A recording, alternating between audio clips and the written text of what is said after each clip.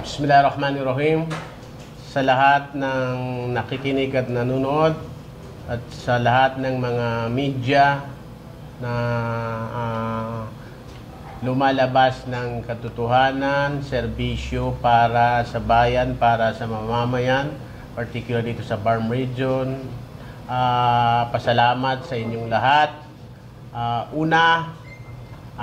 Pinapasalamatan natin ang buong, sabihin natin, kahapon kasi nagkaroon ng activities doon sa bayan natin, sa Datu Saudi. Merong konting biyaya ang ating Allah Subhanahu wa Ta'ala na nag-provide tayo doon sa fertilizer, pati mga equipment. Tapos kasama rin doon yung plastic license na tinurn over natin, release natin doon sa mga tao. Kasama rin doon yung pag-open natin doon sa tournament na gaganapin sa bayan ng Datu Saudi.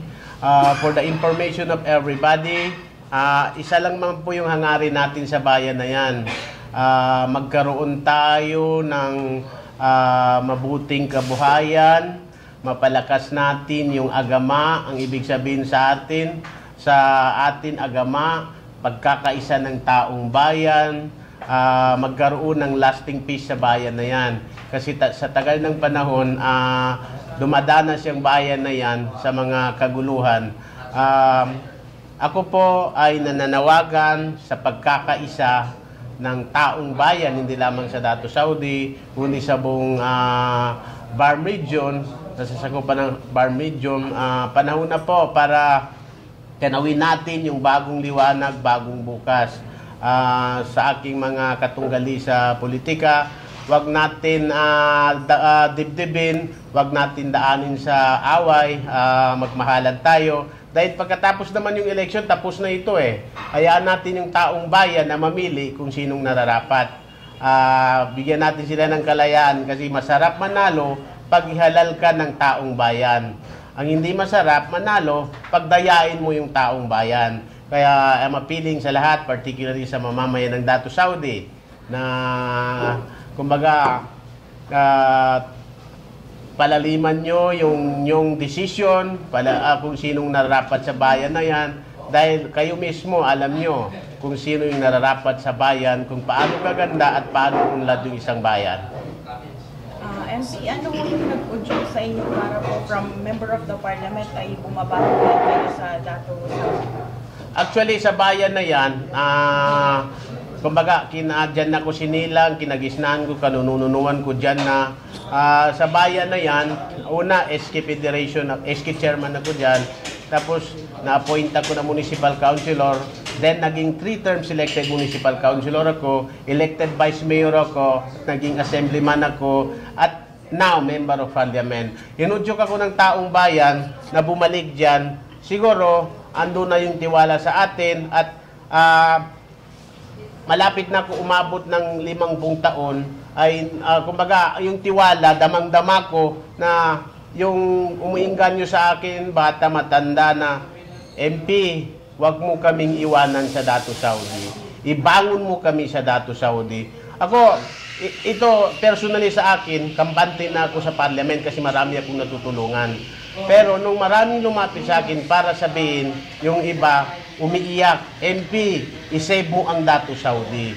So ako'y nagdesisyon sa party ng UBGP na nagbabaka sakali na baka swertiin.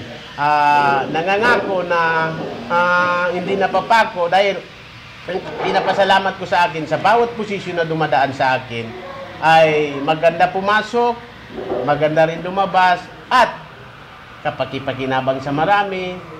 Salamat Allah Subhanahu wa Ta'ala sa bawat iniatang mo sa akin na posisyon ay nagagampanan ko ng lubos at tapat para sa taong bayan. Kumustahin natin yung mga programa niyo po sa Member of Parliament tulad nga nung nakarang araw, no? Hindi ako nagkakamali o kahapon, yung mga binigay niyo ng mga serbisyo para sa mamamayan ng Bangsamoro. Kumusta po?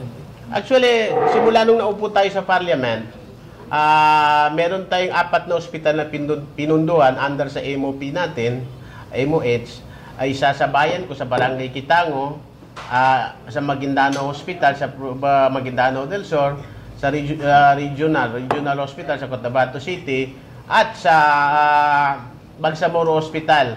May mga pondo tayo dyan para makatulong man lang kahit papano, kahit konti, makatulong tayo sa mga hospital sa kanilang billing.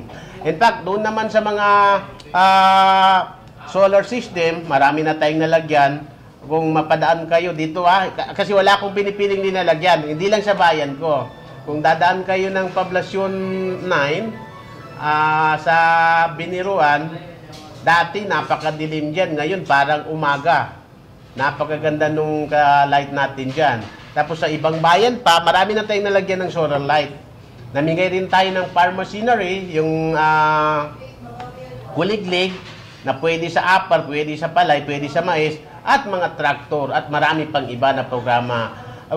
Gusto ko rin sabihin na meron pang mga susunod na ipamigay natin. Nakikita ko kasi sa bayan ko na ang problema dyan, yung malinis na inuming tubig. So ang target ko dyan, kung pagpalain tayo ni Allah Subhanahu wa Ta'ala, ay makabigay man lang tayo ng mga potable water system para sa mamamayan natin sa Dato Saudi Municipality. So, anong mga barangay, particular na barangay sa Dato Saudi, ang nakabenepisyo sa programa po ninyo kahapon, Sir MP? Actually, ang 8 barangay ng Dato Saudi na nakabenepisyo yon. Nakabenepisyo. Ang ginagawa ko kasi, nag-ground ako. Ako mismo yung nagbibigay sa mga tao. Kasi gusto kong ipadama sa mga tao na kahit papano, kahit konti, nakakaabot yung serbisyo ko para sa kanila. Lahat naman ng programa ko dyan, yung 8 barangays ini-invite ko. Mismo yung LGU ng Dato Saudi, ini-invite ko yan. Yung mga kasama natin, mga sa AFP, sa PNP, at kayo, minsan yung mga media, ando doon sila. Kahapon din, andun din yung Tulpo, nagpadala din sila ng kinatawan yung Tulpo family. Nagbigay rin siya ng mensahe. Yung suporta nyo sa katotohanan at kapayapaan, katahimikan ay pinapasalamatan natin ng 100%, lalo na sa inyong mga media. Alam natin na kayo nagsasikripisyo para sa bayan. Okay. Sir MP, nabanggit po ninyo na nagsimula rin yung tournament. Saan particular barangay mapanood ang nasabing activity? Actually, yung tournament natin, nasa kwan yan, sa Barangay Kabingi, along National Highway yan. So, ang kwan yan, inter-barangay. Marami-rami na rin yung team. At sabi ko, pag umpisa kami next week, sabi ko, saka ko lang i-announce yung sa final na, kung ano yung pwede. Pero tinitiyak ko na sa prices ng mga Kwan Championship ay matutuwa kayo. At may mga raffle pa na iba na pwede natin gawin. Ito, para sa kalaman ng lahat, hindi ito pamumulite kahit ay wala pa sa time na kampanya. Bilang member of parliament ng BARM, ay pinapakita natin yung kumbaga sinsiryong serbisyo para sa mamamayan natin. Again, hindi ito pamumulitika, kundi ito ay serbisyo lamang para sa mga taong matagal nang naghihintay ng totoong serbisyo. So MP, ang bayan po ng Dato Saudi ay kasama po sa red category. Ano po ang magiging challenge po sa inyo dito? Actually, pag red category yan, maganda yan, advantage yan sa atin. Kasi pag red category, ay talagang malalaman dyan na walang dayaan. Kaya ako, pabor ako sa red category. Kasi ang hangad ko dyan, yung makaboto yung lahat. Walang magmamaniobra. Ang ibig sabihin, walang magmamaniobra na mga commander, walang magmamaniobra na yung mga tao hindi takutin bumuto. Ito, tinatakot niya dahil order ni ganito, ganon. Talagang hindi, kasi lalabas talaga yung katotohanan. Na dapat ang manaig ngayon, yung taong bayan, yung boses ng taong bayan. Sabi ko nga kanina, mas masarap ihalal na hinalal ka ng taong bayan kaysa, kumbaga, yung taong bayan na napipilitan na ihalal ka. Maganda yung galing sa bukal na puso. MP, hindi po ba yun magiging challenge kasi di ba po red category? Baka matakot yung mga tao hindi maglabas since red category yung area.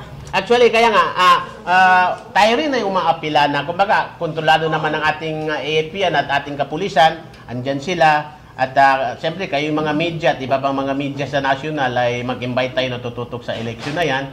So, sa tingin ko, pabor ako sa red category. Kasi, para maging mapayapa yung eleksyon. Para kasi, andyan naman yung ating mga military na kayang-kaya yan. Kumbaga, kayang-kaya yan. Mas pabor ako kasi mas makabuto yung taong bayan pag i-guide sila ng mabuti at, kumbaga, maging fair and honest, credible election. Lalo na kasi ang Dato Saudi, may history na yan sa Dayaan. Marami ng beses yan na history sa Dayaan. Kaya maganda na pabor ako sa red category na magkaganon para makabuto lahat. Wala na kaming katanungan, Sir MP, baka may nais kang sabihin sa pamamagitan po ng Makindo Live. Apo, Bismillahirrahmanirrahim. Sa mga mamamayan ko sa Dato Saudi, sa Barm Region, sa bawat galaw natin, lagi nating isipin ang positibo. Huwag tayong isip ng negatibo. Dahil pag isip natin ng positibo, gabay natin si Allah Subhanahu wa Ta'ala at hindi tayo makakagawa ng mabuti. Suportahan natin yung mabuti, iwasan natin yung masama. Wabillahi taufiq wal hidayah. Wassalamualaikum warahmatullahi ta'ala wabarakatuh.